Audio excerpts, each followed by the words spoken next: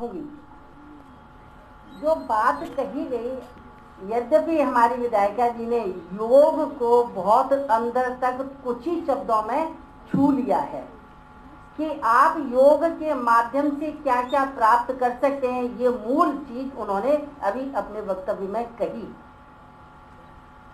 फिर भी मैं कोशिश करती हूँ अपनी बात रखने की कि वसुधैव कुटुंबकम के लिए योग अर्थात ये विश्व, ये धरती एक परिवार है। हर देश में, शहर में हो सकता है व्यक्ति की सूरत, व्यक्ति का कद, व्यक्ति की आकृति में थोड़ा बहुत परिवर्तन हो, लेकिन उसकी शारीरिक रचना देखें तो सभी के अंदर जो कार्य प्रणाली है वो सेम है। पाचन तंत्र सबके अंदर, श्वसन तंत्र सबके अंदर, नर्वस सिस्टम सबके, ये क्योंकि यदि ये नहीं है तो मनुष्य का शरीर चलने वाला नहीं है विज्ञान के स्तर पर। तो इन सारे तंत्रों को ठीक करना योग के माध्यम से एक सहज और सरल उपाय है। लेकिन पहले हम बात करें, क्योंकि ये अभी अंतर्राष्ट्रीय योग दिवस का समय चल रहा है और योग का बहुत इस वक्त एक उत्सव के रूप में सभी संस्थानों में, स्कूलों में, महाविद्यालयों में, विश्वविद्यालयों में और संस्थानों में मनाया जा रहा है। आखिर योग की ऐसी आवश्यकता क्यों आ पड़ी कि हम सभी को योग के पीछे या योग को अपनाने की बात कही गई? तो हम ये जानेंगे कि योग है क्या। जुड़ना, योग सोने की एक कला है। महर्षि पतंजलि ने कहा कि तदा द्रष्टुः स्वरूपे वस्थानम, और तदा द्रष्टुः स्वरूपे वस्थानम के लिए क्या करना है? योग चित्त वृत्ति निरोध। और यदि योग चित्त वृत्ति निरोध नहीं होता है तो क्या रहता है? वृत्ति सारूप्य मित्र, अर्थात चित्त की वृत्तियां नियंत्रित हो गई हैं तो तदा द्रष्टु स्वरूपे वस्थानम, हम अपने स्वरूप में स्थित हो सकते हैं। और यदि वृत्तियां नियंत्रित नहीं है तो हम वृत्तियों के अनुसार कार्य करते हैं। हमारे मन के अंदर असंख्य करोड़ों की संख्या में विचार हैं। इन विचारों को महर्षि पतंजलि ने 5 की संख्या में वितरित कर दिया: प्रमाण, विपर्य, विकल्प, निद्रा और स्मृति। प्रमाण यानी सत्य जो आपको दिखाई दे, ये भी 3 है: प्रत्यक्ष, अनुमान और आगम। तो प्रत्यक्ष जो हमें साक्षात दिखाई दे रहा है, अनुमान एक वस्तु को देखकर दूसरी वस्तु का ज्ञान कर प्राप्त होना, और आगम जो हमारे सिद्ध पुरुषों द्वारा जो वचन कहे गए, जैसे गीता, उपनिषद, वेद, ये सारे, क्योंकि ये ऐसी ग्रंथ हैं जिनके विषय में किसी भी प्रकार का किसी को भी कोई शंका नहीं है।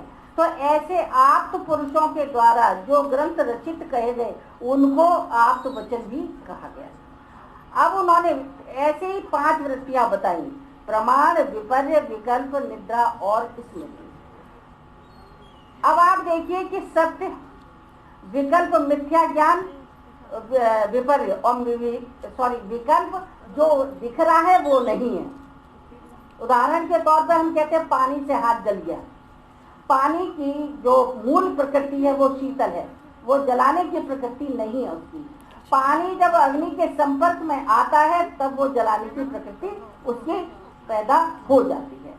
ऐसे ही निद्रा, महर्षि पतंजलि ने निद्रा को वृत्ति माना और बाकी अन्य दर्शनकारों ने निद्रा को वृत्ति नहीं माना है, क्योंकि निद्रा के अंतर्गत भी मन मस्तिष्क में अनेक विचार आते हैं। यदि मन दिन में बहुत उद्वेलित रहा है, बहुत तनावग्रस्त रहा है, बहुत परेशान रहा है, तो निद्रा के दौरान भी आपके मन के अंदर वही विचार आते रहते हैं, और जो स्वप्न के रूप में हमको सुबह याद रहते हैं।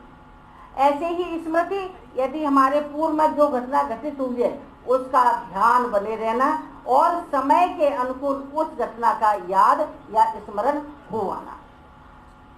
अब ये सारी वृत्तियों का होना, विचारों का होना आवश्यक है, ये विचार यदि हमें सद्मार्ग की ओर उन्मुख करें तो हम वसुधैव कुटुंबकम की ओर जाते हैं, और यदि हमें ये सद्मार्ग की से हमें विचलित करें तो आप ये समझिए कि हम तनावग्रस्त जीवन की ओर बढ़ रहे हैं, क्लिष्टता की ओर बढ़ रहे हैं। इसीलिए महर्षि पतंजलि ने इन वृत्तियों को क्लिष्ट और अक्लिष्ट कहा।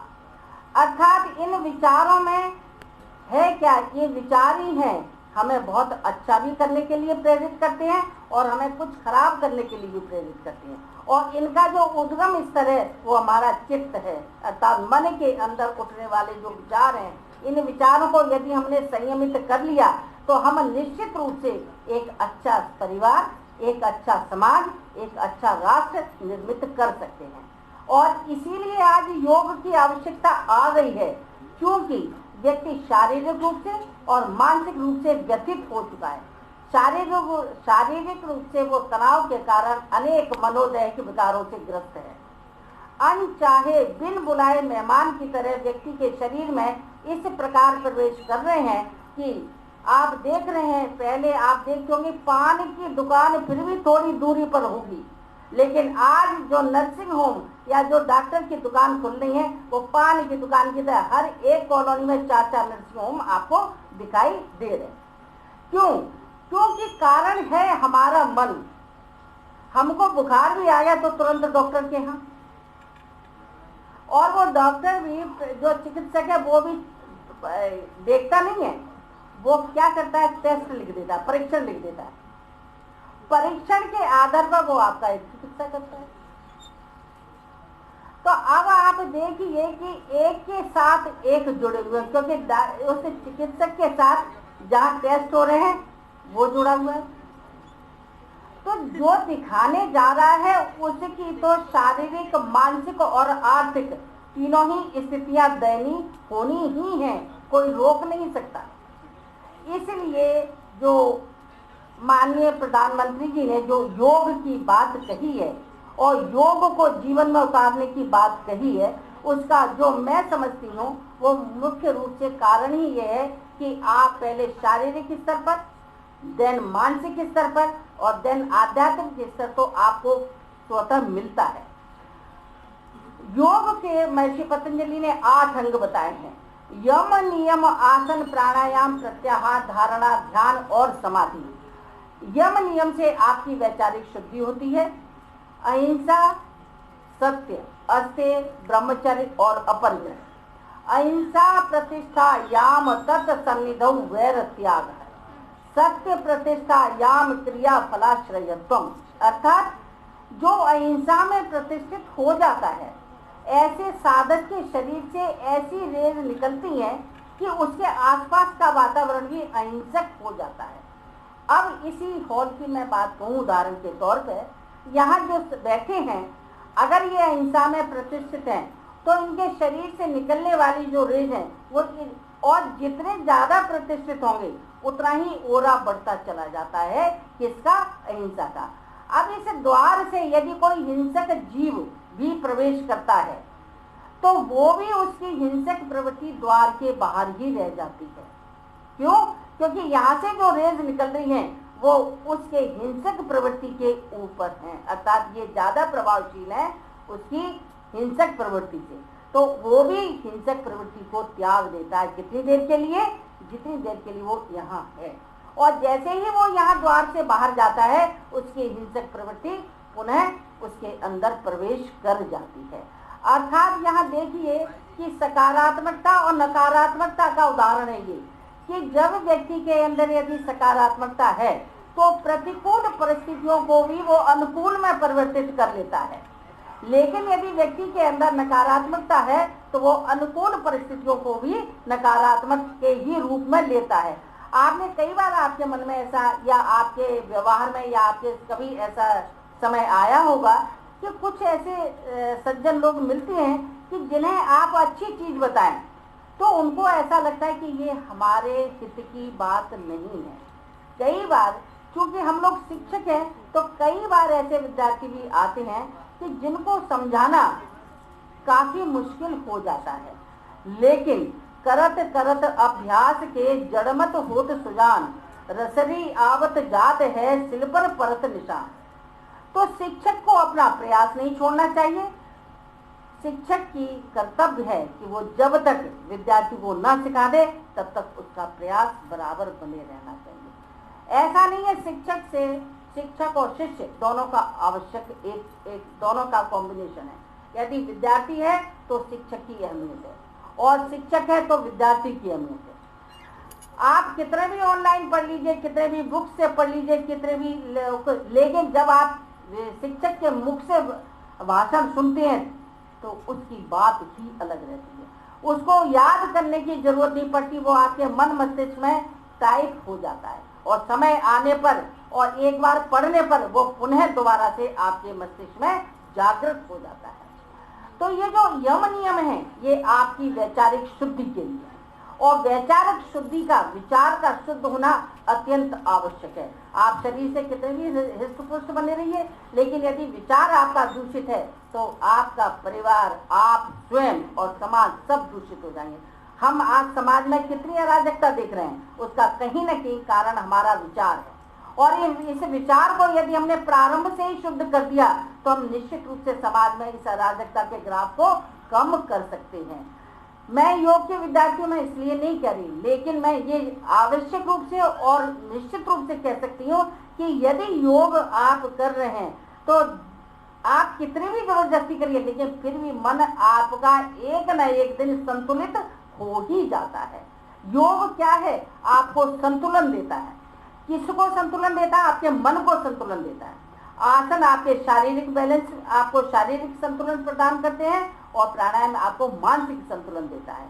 तो मैं जो वैचारिक शुद्धि की आपसे बात कर रही हूँ, वैचारिक शुद्धि के बाद महर्षि पतंजलि कहते हैं कि आप शरीर को यदि हेल्दी बनाना है, स्वस्थ रखना है, तो उन्होंने कहा कि आसन का अभ्यास कीजिए। उन्होंने किसी शीर्षासन की, किसी मयूरासन की बात नहीं कही। उन्होंने कहा स्थिर सुखम आसनम, अर्थात जो स्थिरता के साथ साथ सुखदायक भी हो। आप सीधे बैठे हैं, स्पाइन आपकी सीधी है तो आपको कोई तकलीफ ना हो। 10 मिनट बैठने के बाद आपको ऐसा ना लगे भैया अब हम टिल्ट हो जाते हैं, पीछे पीठ को टिका लेते हैं। आपकी स्पाइन इतनी शुद्ध, इतनी स्ट्रांग, इतनी सुदृढ़, इतनी स्वस्थ होनी चाहिए। योग के अनुसार जिस व्यक्ति की स्पाइन जितनी हेल्दी होती है वो व्यक्ति उतना ही स्वस्थ माना जाता है। इसीलिए आसनों में हठ योग कहता है कि आसन करिए पहले, क्योंकि आसन के बाद प्राणायाम की बात है। पहले आप शरीर को प्राणायाम के लायक बनाइए, क्योंकि राजयोग में तो हम प्राणायाम के लायक तैयार हैं, लेकिन हठ योग कहता है जो हम सभी लोगों के, हम जो साधारण मनुष्य हैं, कि पहले शरीर को आप और मन को प्राणायाम के लायक बनाइए। तो उन्होंने कहा कि स्पाइन में forward bending, backward bending, side bend, twisting, उसको ऐसे स्ट्रेच करना और कंप्रेस करना। योग में ही एक ऐसी प्रक्रिया है जिसमें स्पाइन को जैसे कपड़ा निचोड़ते हैं ऐसी ट्विस्टिंग दी जाती है। और ये जो स्पाइन है, इस स्पाइन के माध्यम से, रीढ़ की हड्डी के माध्यम से प्राणिक ऊर्जा आपके ब्रेन को जाती है और ब्रेन का स्वस्थ होना अति आवश्यक है। अब बात, जब फिर उन्होंने कहा प्रयत्न शैथिल्य अनंत समापत्ति ध्यान, और उन्होंने परिणाम बताया ततो द्वंद्वान विघात, कि हमें आसन करना है, कैसे करना है? एफर्टलेस, प्रयत्न रहित। प्रयत्न करें, कैसा करें? शिथिलता के साथ, रिलैक्स होकर के। मन कहाँ हो आपका? अनंत में, अर्थात उस ईश्वर के साथ, एक तत्व के साथ, या आपका जो इष्ट है। अर्थात और भी ना कुछ हो तो आप अपनी ब्रेथ के साथ मन को एक कर दीजिए। क्यों कर दीजिए? जिससे विचारों का आवागमन कम हो जाएगा, और जैसे ही विचारों का आवागमन होगा तो जो ऊर्जा का एक खपत दूसरी तरफ जा रही थी वो रुक जाएगी और वो ऊर्जा सीधे आपके हार्ट और ब्रेन को मिलने लगती है। इस कारण आपका शरीर स्वस्थ होता है। आसन में आपके इंटरनल ऑर्गन्स की मसाज होती है, और जब मसाज होती है तो उनकी क्रियाशीलता बढ़ती है। उनकी क्रियाशीलता बढ़ती है तो शारीरिक अवयवों को खान पान व्यवस्थित रूप से और समय पर मिलने लगता है। फिर बात आती है और फिर कहते हैं ततो द्वंद्वान विघात, अर्थात जो हम डुअलिटी में जी रहे करें न करें, ऐसा करेंगे तो ऐसा होगा, ऐसा करेंगे तो ऐसा होगा, इससे हम परे हो जाते हैं, हम इस डुअलिटी से बहुत दूर हो जाते हैं, अर्थात हमारा शारीरिक और मानसिक नियंत्रण प्राप्त होने लगता है। इस वसुधैव कुटुंबकम के लिए सबसे पहले हमें स्वयं पर नियंत्रण आवश्यक है, और वो योग के अलावा किसी और से प्राप्त होना मुझे नहीं लगता कि संभव है। बात आती है प्राणायाम की, कि प्राणायाम से उन्होंने कहा तस्मिन् सति श्वास प्रश्वास योर गति विच्छेद है, अर्थात प्राण जो शरीर को संचालन कर रहे हैं, जिंदा हैं, अभी प्राण को निकलने दीजिए तो तुरंत पहले घर से बाहर और फिर अग्नि के सुपर्द, फिर पंचतत्व मिली, और बहुत देर फिर इस शरीर को रखते भी नहीं, कहते भाई शरीर बदबू दे जाएगा, सड़ जाएगी, कुछ क्यों? क्योंकि फिर प्राण के निकलने के बाद उससे संबंध भी खत्म होने लगता है।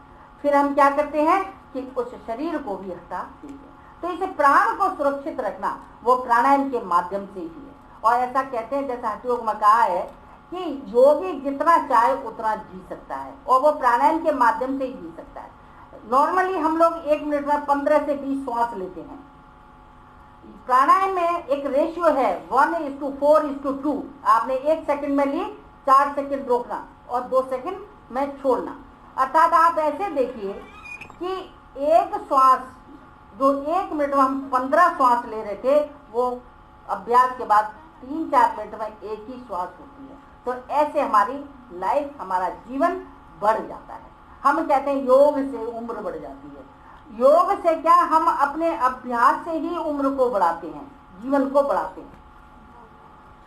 महर्षि पतंजलि कहते हैं ततक्षयते प्रकाशावरणम धारणा सुच योग्यता मनसः। अब क्या है प्राणायाम के अभ्यास से, क्या आपका कंसंट्रेशन बहुत स्ट्रांग हो जाता है। कंसंट्रेशन की बच्चे को, विद्यार्थी को, हम सभी को आवश्यकता है। बिना एकाग्रता के हम कोई भी कार्य अच्छे से नहीं करते। यहाँ तक कि हम मजदूर भी मजदूरी करेगा, उसके लिए भी कंसंट्रेशन आवश्यक है। कारपेंटर लीजिए, मिस्त्री लीजिए, किसी को, क्योंकि वो जो कार्य करना है उसके मन में जो कल्पना है, उस कल्पना को आकार देना के लिए एकाग्रता अति आवश्यक है।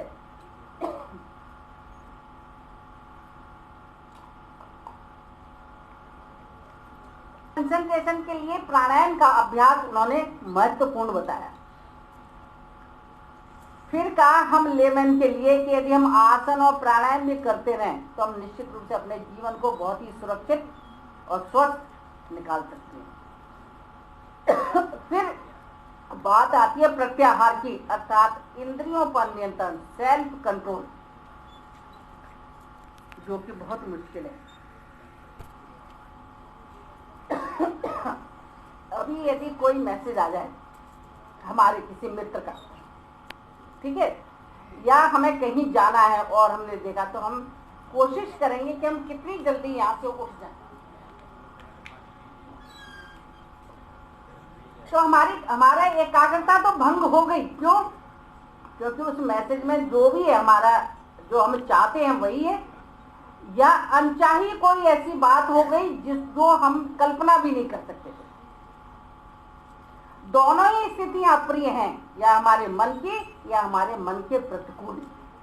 तो प्राणायाम से आपने कंसंट्रेशन प्राप्त किया और प्रत्याहार से आपने सेल्फ कंट्रोल प्राप्त किया। और फिर बात आती है धारणा, ध्यान और समाधि की। धारणा देशबंधस चित्तस्य धारण तत्र प्रत्ययिकता नता ध्यानम तदेवार्थ मात्र निर्वासम स्वरूप शून्यम। धारणा से ध्यान और ध्यान से समाधि। ये नहीं हो सकता कि आज मैं धारणा करूंगा, कल ध्यान करूंगा और परसों समाधि करूंगा।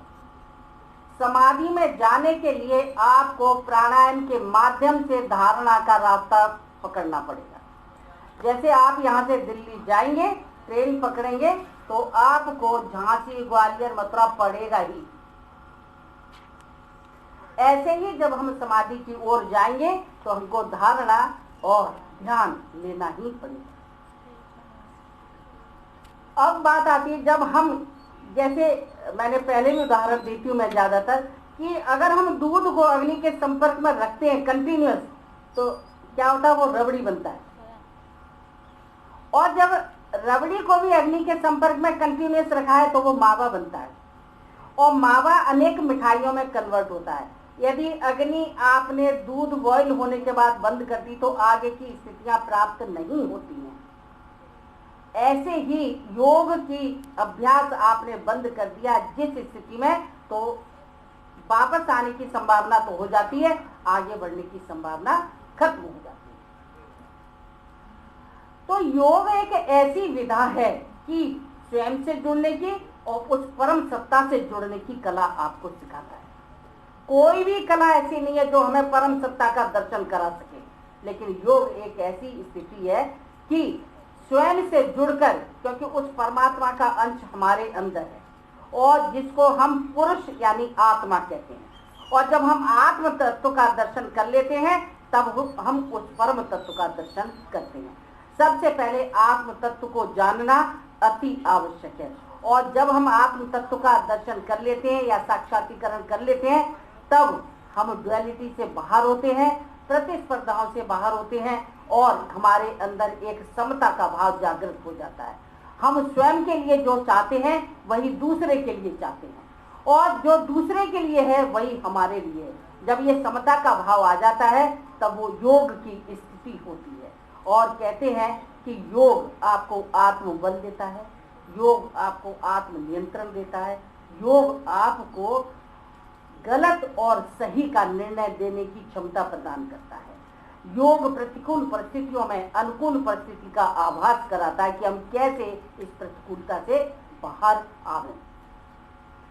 तो योग के जो इस बार की G20 की थीम भी वसुधैव कुटुंबकम है, एक धरती, एक परिवार, एक भविष्य। आप देखिए कि हम पर्यावरण से को अपना माने, ये जो पर्यावरण में जो प्रकृति में है ये हमको कितने सारे उपहार के रूप में कितनी वस्तुएं प्रदान करती हैं। अर्थात समूचा विश्व एक है और ये समूचा विश्व एक परिवार है। अगर हम जब ये विचार कर लेंगे तब जो हम अपने लिए और अपने परिवार के लिए कुछ अच्छा सोचना चाहते हैं वो हम विश्व के लिए अच्छा सोचने की प्रवृत्ति हमारे अंदर पैदा हो जाएगी। और यही सकारात्मकता है और यही वसुधैव कुटुंबकम है और यही विश्व बंधुत्व की बात हमको सिखाता है योग। क्योंकि क्या है, हम स्वयं से परे हो गए। जैसे ही हम स्वयं से अलग हुए तो हमारे लिए सब कुछ सामान्य हो जाता है। हमारे बच्चे में, हमारे पड़ोसी के बच्चे में, हमारे रिश्तेदार के बच्चे में किसी भी प्रकार का कोई अंतर दिखाई या महसूस नहीं होता। महर्षि पतंजलि ने इसके लिए कहा, मैत्री करुणा मुदितोपेक्षा नाम सुख दुख पुण्य भावना चित्त प्रसादनम। किस चित्त को, मन को प्रसन्न करने के लिए आप अच्छे लोगों के साथ, सुखी लोगों के साथ मित्रवत रहिए। जो दुखी हैं, जिन्हें आवश्यकता है, उनके प्रति करुणापूर्ण व्यवहार करिए। जो पुण्यवान हैं उनके प्रति हर्षित और खुशहाल रहिए, और जो अपुण्यवान हैं उनके प्रति उपेक्षित रहिए। तो ऐसे उपेक्षा भी उन्होंने बताई कि हमें किन के प्रति उपेक्षित रहना है, किन के प्रति हर्षित रहना है और कैसा व्यवहार हमें अपने मन के अंदर करना है। तो योग एक ऐसी कला है, ये हमारी जो भारतीय संस्कृति का आधार स्तंभ इसीलिए कहा गया है कि योग के बिना हम स्वयं का भला या उन्नति नहीं कर सकते। मनुष्य जीवन का लक्ष्य, यदि हम दार्शनिक स्तर पर कहें तो मोक्ष की या परम सत्ता से जुड़ने की बात कही गई है। हम आज भौतिकवाद की ओर इस तरीके से दौड़ते चले जा रहे हैं जैसे आज ही हम सब कुछ लूटना चाहते हैं, और उस लूटने के चक्कर में अनेक प्रकार के शारीरिक, मानसिक और आर्थिक शोषण हो रहा है हमारा, और हम खुद उसके शिकार बनते चले जा रहे हैं। हमें पता ही नहीं पड़ रहा है कि हम कितने ग्रस्त हो चुके हैं, और जब उसका सीमा समाप्त हो जाती है तब हम जब जगते हैं तब किसी न किसी ऐसे विकार से ग्रसित हो जाते हैं कि वो विकार बिना चिकित्सक की मदद से दूर नहीं होता है। और अब ये कह दिया कि सभी विकारों की जड़ तनाव है। यहाँ तक कि कैंसर के लिए भी कहा कि यदि कैंसर हो रहा है तो कहीं न कहीं मूल में इस व्यक्ति को तनाव रहा है। अर्थात इस तनाव को जड़ से खत्म करना वैचारिक शुद्धि, शारीरिक शुद्धि और मानसिक शुद्धि, यम नियम, आसन और प्राणायाम, यदि इनका आप अक्षर से पालन मत करिए, लेकिन 30 to 40% भी यदि आपने पालन किया तो आपका जीवन निश्चित रूप से स्वस्थ और सफल होगा और हम निश्चित रूप से वसुधैव कुटुंबकम की ओर बढ़ेंगे। और जो इस बार अंतर्राष्ट्रीय योग दिवस G20 की जो थीम है वसुधैव कुटुंबकम, हम इसको प्राप्त करेंगे योग के माध्यम से निश्चित रूप से। इन्हीं शब्दों के साथ मैं अपनी वाणी को विराम देती हूँ। एक बार मैं आप सबका किस तरह योग से मन पे नियंत्रण हो सकता है। मन पे नियंत्रण करने का एक दूसरा साधन है आहार। आप सभी ने सुना होगा, जैसा होगा अन्न वैसा होगा मन, है ना। तो जैसा अन्न होगा वैसा मन होगा, ऐसा करने के लिए आप लोगों को अन्न को सुधारना चाहिए। किसी को भी, जिसको अपने जीवन में, मनुष्य जो होता है वो ऐसा बनाया भगवान ने कि पटरी पे, फिसल पट्टी जो होती है ना, फिसल पट्टी पे ऊपर बैठा हुआ एक इंसान स्वभावतः फिसल के नीचे ही जाएगा ना। अगर फिसल पट्टी के बीचों बीच उसको बिठा दिया जाए तो अपने आप तो नीचे ही जाएगा, वो कोशिश करके ऊपर चढ़ सकता है। तो हम सारे लोग फिसल पट्टी पे बीचों बीच बैठे हुए लोग हैं, कभी भी बिना प्रयास के ऊपर नहीं जा सकते। तो इसीलिए प्रयास तो करना ही पड़ता है, और प्रयास करना है तो ऊपर की दिशा भी मालूम होनी चाहिए ना, कि फिसल पट्टी पे ऐसा करने से ऊपर जाएंगे, इस तरफ ऊपर जाना है, ये सारा अपन को मालूम होना चाहिए। ये सारा मालूम होने के लिए ये बातें आपको बताई जा रही, योग दिवस के दिन ये सारी चीजें कही जाती हैं और ऐसे कार्यक्रम होते हैं, तो वो समझना होता है। अब वो समझना है तो जो पतंजलि योग सूत्र के बारे में जैसा मैडम ने बताया आपको, वैसा ही मैं आपको आहार नियम के बारे में बता रही हूँ। वो मेरा अनुभव है अपना, पिछले 17 वर्षों से इस क्षेत्र में काम करते हुए। जैसा कि मेरा परिचय में बताया गया कि रसाहार इस विषय पे मैं काम करती हूँ। तो रसाहार मतलब फ्रेश हर्बल जूसेस, अगर अपनी चालू भाषा में कहा जाए तो, और आयुर्वेद के हिसाब से कहा जाए तो स्वरस। Swaras is the best form of herb. स्वरस मतलब किसी भी चीज का ताजा रस, जैसे लौकी है, उसको आपने पीस लिया, छान लिया, वो ताजा रस बन गया। गिलोय है, आपने उसको पीस लिया, छान लिया, ताजा रस बन गया। एलोवेरा है, उसका गूदा निकाल लिया, उसको पीस लिया, वो ताजा रस बन गया। मौसम्बी, संतरा, किसी भी चीज का ताजा रस। तो swaras is the best form of herb. अब आपको यदि ये पता चल गया फिसल पट्टी में है कि आपको वो दिशा है, इस तरफ ऊपर जाना है, ऐसे ही आपको पता चल गया कि बेस्ट फॉर्म ऑफ हर्ब क्या है।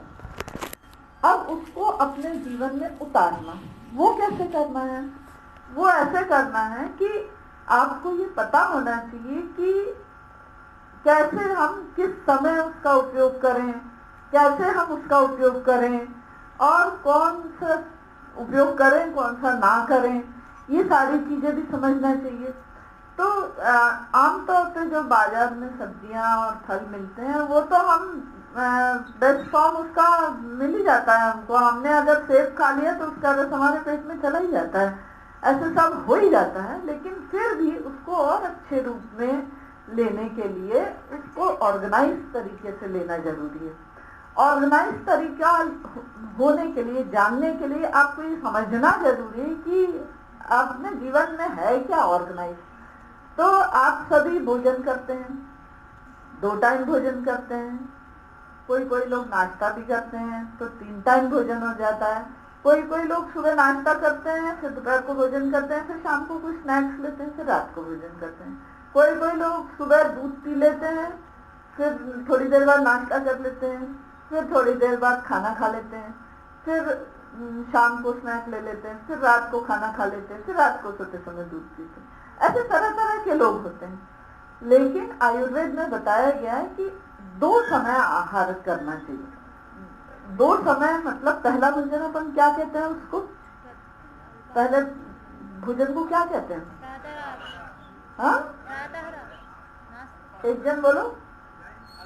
लंच, वो तो अंग्रेजी में कहते हैं। अल्पाहार वो भोजन नहीं है, मध्याह्न भोजन है ना, दोपहर भोजन। अब मध्याह्न और दोपहर शब्द का मतलब क्या हुआ? सूरज उगता है, मान लीजिए 6 बजे उगता है, 6 से 9 बजे तक पहला पहर, 9 से 12 बजे तक दूसरा पहर। अगर आपने अभी कार्यक्रम खत्म होने के बाद सब लोग भोजन करेंगे, क्षमा करें मुझे, ऐसा होता है आजकल जीवन में। तो 9 से 12 बजे तक अगर दूसरा भोजन है, दूसरा पहर है, तो दोपहर भोजन कब होना चाहिए? 9 से 12 के बीच में। दोपहर मतलब दूसरे पहर में भोजन। अब दोपहर भोजन को हम तीसरे पहर में कर लेते हैं। अब हमें पता है, आज जितने लोग यहाँ आए हैं उनको पता है कि आज दोपहर भोजन दूसरे पहर में तो मिलने वाला नहीं है।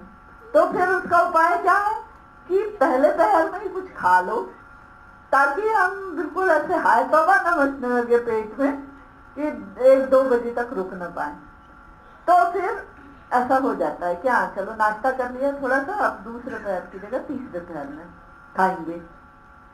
फिर तीसरे पहर में भोजन किया तो फिर वो रात का भोजन फिर और थोड़ा पोस्टपोन हो जाता है। फिर रात को देर से 9 बजे भी खाते हैं कई लोग, और कई लोग 10 बजे सो जाते हैं, तो 9 बजे के बाद या 9:30 बजे या 10 बजे सो भी जाते हैं। और 9, 9:30, 10 बजे के बीच में तो मोबाइल ही टुक करते हैं और ज्यादा तो कुछ नहीं करते, या फिर टीवी देख लेते हैं। तो उससे क्या होता है कि हमारा मूवमेंट तो कुछ होता नहीं। और खाना सुबह जो वास्तविक भूख का समय है 9 से 12, उस समय हमें खाना मिला नहीं।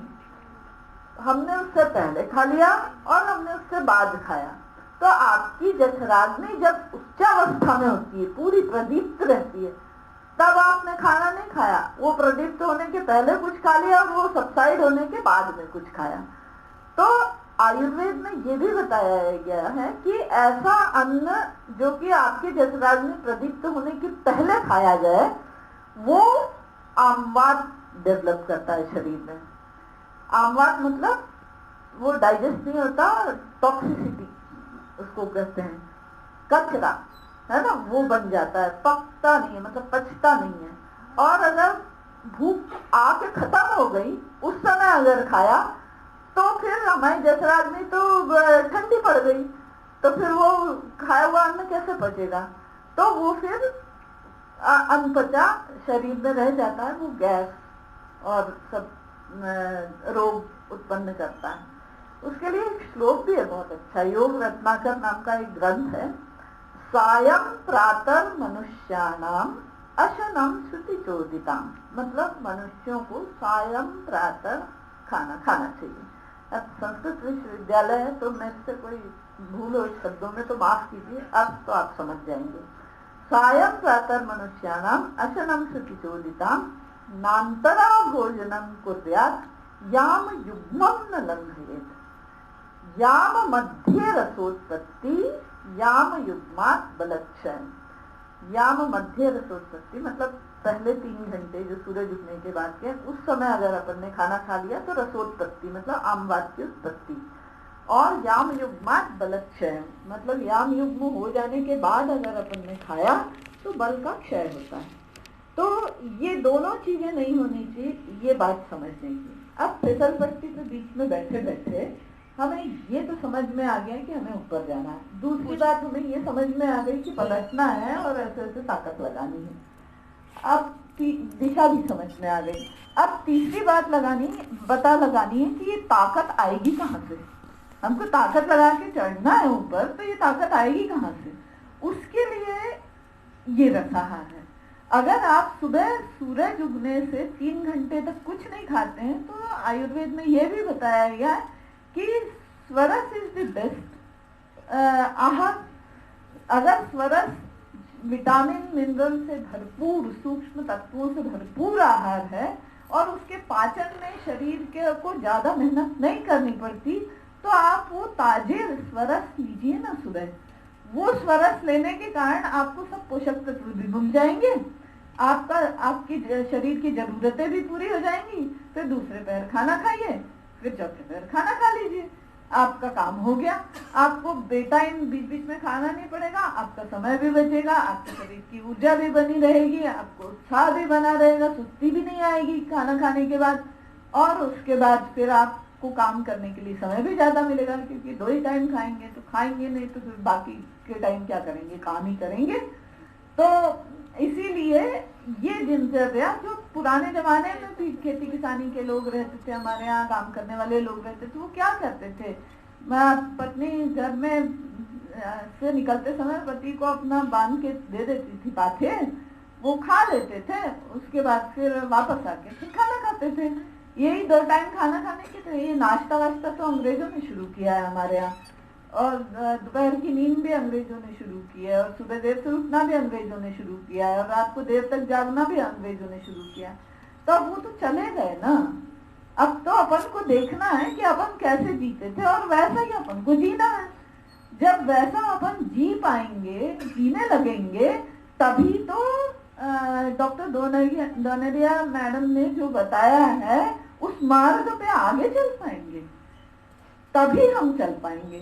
तो इसीलिए ये आधारभूत काम है जो हमें करना है, और वो आधारभूत काम हम आज, अब कल योग दिवस है, आज उसके पहले का दिन है, हमें दृढ़ निश्चय कर लेना चाहिए कि कल से हम अपने जीवन में आहार नियम का पालन करेंगे। आहार नियम के पालन का अर्थ है दोपहर भोजन दोपहर को, रात्रि भोजन उसके 4-6 घंटे बाद, और बीच सुबह नाश्ता नहीं, अपक्वा आहार मतलब स्वरस या कोई दूसरा अपक्वा आहार, जैसे कि अंकुरित है, खजूर है, नारियल है, ऐसे कई चीजें होती हैं जो अपक्व खाई जा सकती हैं। और बस फिर फुल स्टॉप। दूध भी पूर्ण आहार है। दूध के बारे में आयुर्वेद में कहा गया है कि उसे रात में ही लेना चाहिए, सुबह फल, दोपहर को दही छाछ, रात्रि में दूध, ऐसा आयुर्वेद ने नियम बनाया हुआ है। तो ये सारा नियम पालन करेंगे, ऐसा दृढ़ निश्चय करें, तो निश्चित ही अगले योग दिवस के दिन आप जब पलट के देखेंगे कि पिछले योग दिवस के दिन हम कैसे थे और आज कैसे हैं, जमीन आसमान का अंतर पता चलेगा आपको। और कभी भी आप में से जितने लोगों ने इस आहार नियम का पालन किया, कभी किसी को वजन बढ़ने की, गैस होने की, कब्ज होने की, अपचन होने की, बीमारी होने की कभी कोई शिकायत नहीं होगी। ये तो मूल बात है कि बीमारियां ना होना ये एक आदर्श स्थिति है योग मार्ग पे आगे बढ़ने की शुरुआत की। ये आसन प्राणायाम करके और योग करके बीमारियां ठीक करना, ये तो बहुत नासमझी की बात है। समझने की बात यह है कि आपको योग करना है तो आपको अपने शरीर को पहले ठीक रखना होगा, तभी योग मार्ग पे आप आगे बढ़ पाएंगे। योग कोई शरीर को ठीक रखने के लिए नहीं है। योग तो अपनी आत्मा के परमात्मा से मिलन का साधन है। तो परमात्मा से मिलन के लिए जैसा हमको कहा गया है, मैली चादर ओढ़ के कैसे द्वार तिहारे जाऊं, तो अपनी चादर जो है वो साफ सुथरी करना, धोना, वो कोई योग नहीं है, वो तो अपना काम है सफाई का। वो सफाई का काम पहले कर ले, चादर साफ हो जाए, फिर अपन उस योग्य होंगे कि द्वार तिहारे जाए। तो इसीलिए इन सारी बातों का ध्यान रखते हुए आप लोगों को ये विचार करना चाहिए। और इस विषय में भी कुछ, जैसे मैंने बताया आपको रसाहार, इन रसाहार के विषय में भी विचार करना चाहिए और उसके बारे में और अध्ययन करना चाहिए। अभी तो इसके कोर्सेज भी शुरू हुए हैं, तो आपको वो कोर्सेज भी आगे बढ़ाना, आगे बढ़ के पढ़ना चाहिए। ऐसे अनेक चीजें जो अपने जीवन में उतारना है ताकि आप अपने आसपास और अपनी आगे की पीढ़ी को भी शिक्षित कर सकें। योग दिवस का आचरण हम लोग कर रहे हैं और आज जो व्याख्यान था, व्याख्यान का विषय जो भारत सरकार के द्वारा घोषित किया गया है, निर्धारित किया गया, वसुधैव कुटुंबकम। योग के परिप्रेक्ष्य में हम योग के आलोक में वसुधैव कुटुंबकम को कैसे देख सकते हैं। बच्चों को भूख लगी है, मैं देख रहा हूँ, आप लोगों का मुंह कुम्हलाया हुआ है, और मैं तभी आता हूँ जब